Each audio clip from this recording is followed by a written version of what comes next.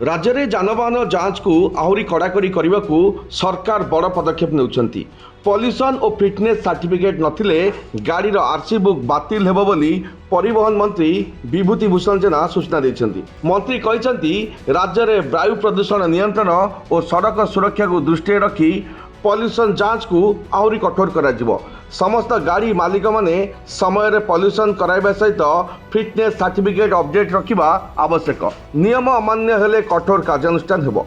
जदि कौनसी गाड़ी पॉल्यूशन और फिटनेस न थाए तेबे ताहार रजिस्ट्रेशन सर्टिफिकेट अर्थात आरसी बुक को बातिल करा जिवो। यह जांच समय जदि गाड़ी मालिक अमान्य भाव चिन्हट हुअंती सेमानक विरोध में कठोर कार्यानुष्ठान निया जिवो। विशेषकर स्कूल बस मान को जांच करने समय रे अधिक गुरुत्व दिया। छात्र छात्री सुरक्षा सरकार का प्रथम प्राथमिकता बोली मंत्री दोहराई। सरकार यही कड़ा निष्पत्ति पर गाड़ी चालक मान सचेतन रहा आह्वान जनाई परिवहन विभाग। Bureau report UBC news.